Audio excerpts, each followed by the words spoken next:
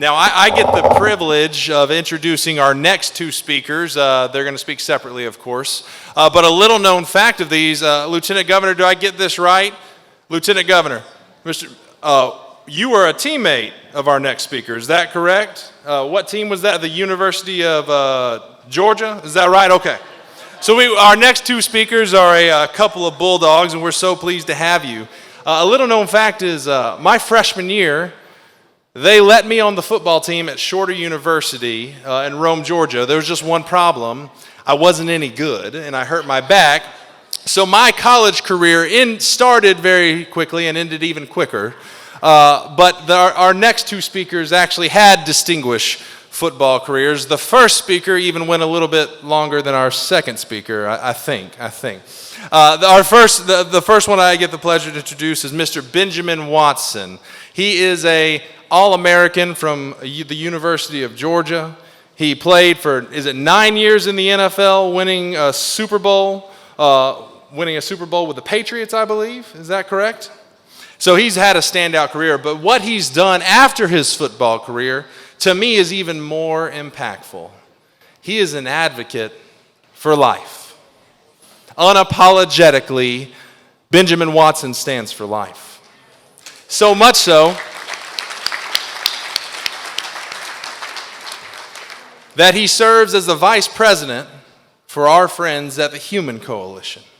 And we're so pleased to partner with the Human Coalition to make sure that women and families in crisis receive the resources and help they need when they're facing unthinkable circumstances. So please join me in welcoming Mr. Benjamin Watson.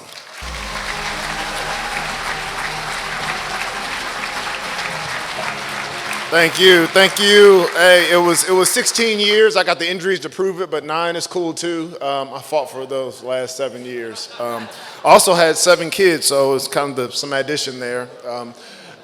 The 7 kids is not why I'm pro-life, although I always say I'm open to taking donations from anyone who wants to feed 7 brown kids in Georgia. So it's an honor to be here with all of you. Thank you to Faith and Freedom. Thank you to all those who made this possible. This is my first time attending this event.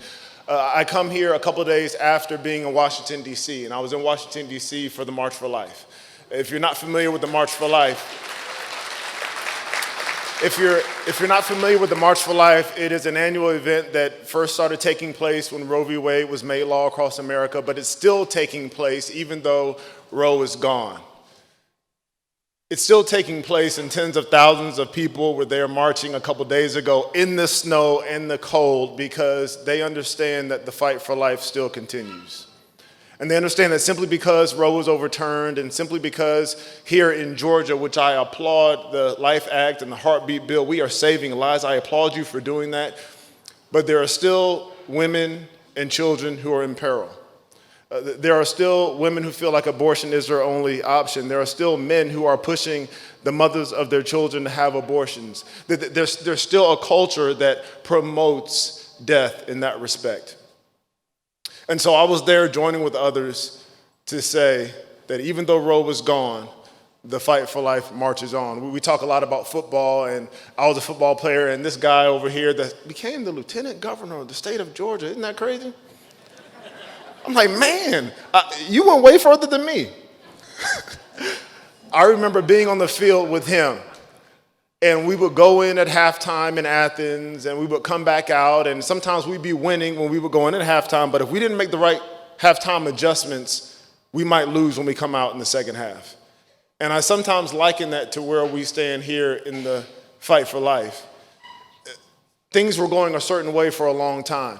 We knew the landscape. And now after Dobbs, in some states it's one way, in other states it's another way. It's totally different, but the fight still continues. I also want to thank a good friend of mine named Reverend Dean Nelson. Reverend Dean, yes, please.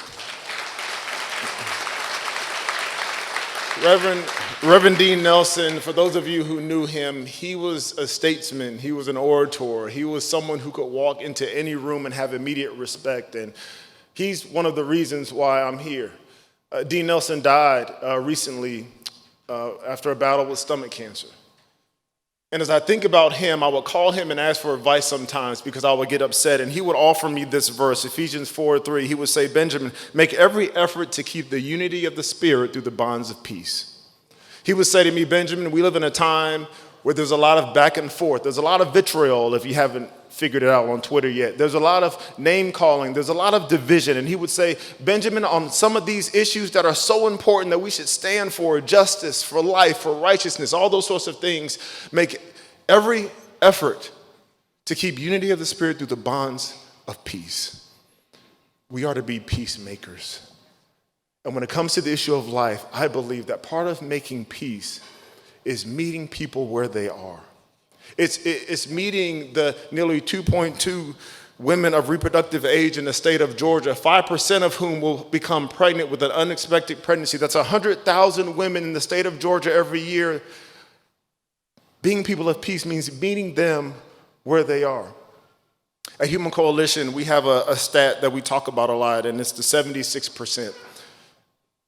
We say that with the women that we engage with at Human Coalition, 76% of them say they would prefer to parent their child if the circumstances were different.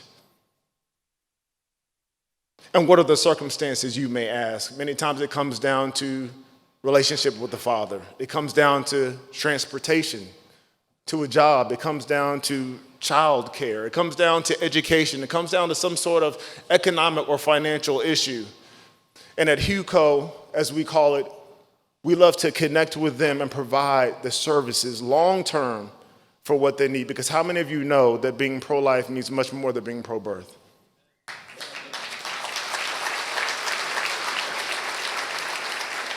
How many of you know that being pro-life means caring for people from womb to tomb? And it's not a transaction, as was said earlier. It's about creating a relationship and trust. So at Human Coalition, we also have the maternal health telecare program. And with this program, a woman all over our 18-state span can call in to our call center. We can connect her with local pregnancy resource centers. We can connect her with nurses and other sorts of services.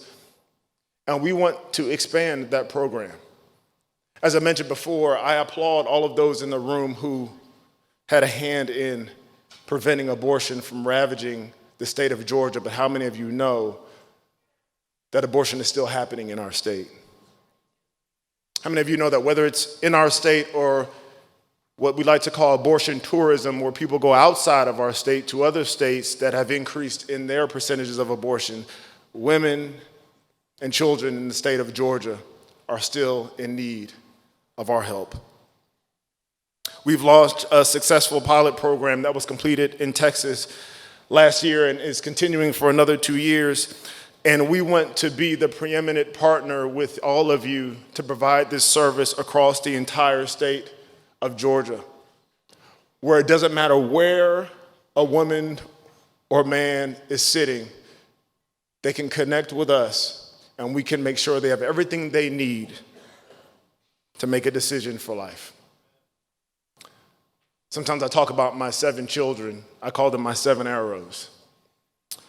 I say I want to have these 7 arrows, as the Bible talks about in Psalms, and I want to sharpen those arrows so that we can shoot them out of our home to create the positive change in the culture that we want to see. These children that we raise and that you are raising are going to go places you may never step foot. They are going to be your letters to places where you may never go. That's what this fight is about. It's not just about the one child. It's about the generations that come from that child, and it's about the messages and the influence that that child will have for eternity. Faith and Freedom, I appreciate you. I appreciate what you stand for. Again, it's an honor to be here with you. Go Dogs.